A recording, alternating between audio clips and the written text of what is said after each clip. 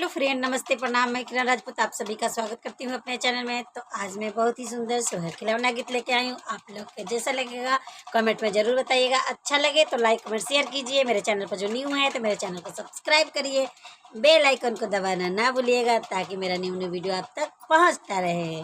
चलिए तो स्टार्ट।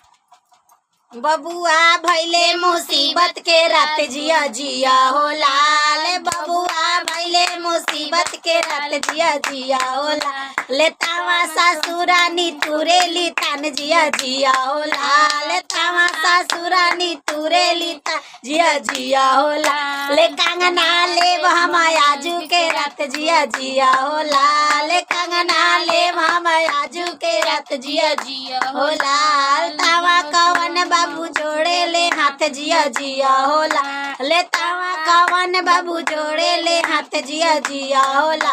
ले कंगना दे हम बरैया के बाद जिया जिया होला। ले कंगना दे हम बरैया के बाद जिया जिया होला। ले बबुआ भैले मुसीबत के रात जिया जिया होला। ले बबुआ भैले मुसीबत के रात जिया जी होला। ले तावा जेठनी रानी तुरे ली तान जिया जिया होला। ले तावा जेठनी रानी तुरे ली तान जिया जिया होला। ले लहंगा लेब हम आजू के रात जिया जिया होला। ले लहंगा लेब हम आजू के रात जिया जिया होला।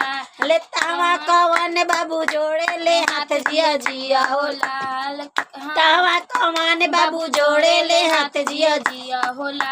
ले लहंगा देव हम बढ़िया के बाद जिया जिया होला। ले लहंगा देव हम बढ़िया के बाद जिया जिया होला। ले बबुआ भैले मुसीबत के रात जिया जिया होला। ले बबुआ भैले मुसीबत के रात जिया जिया होला। ले तहवा ननद रानी तुरे ली तान जिया जिया होला। ले तहवा ननद रानी तुरे ली तान जिया जिया होला। अले लहंगा लेब हम बढ़िए के रात जिया जिया होला। ले लहंगा लेब हम बढ़िए के रात जिया जिया होला। ले तावा कवन बाबू जोड़े ले हाथ जिया जिया होला। ले तावा कवन बाबू जोड़े ले हाथ जिया जिया होला। ले लहंगा देव हम बढ़िया के बाद जिया जिया होला। ले लहंगा देव हम बढ़िया के बाद जिया जिया होला। ले बबुआ भैले मुसीबत के रात जिया जिया होला। ले बबुआ भैले मुसीबत के रात जिया जिया होला।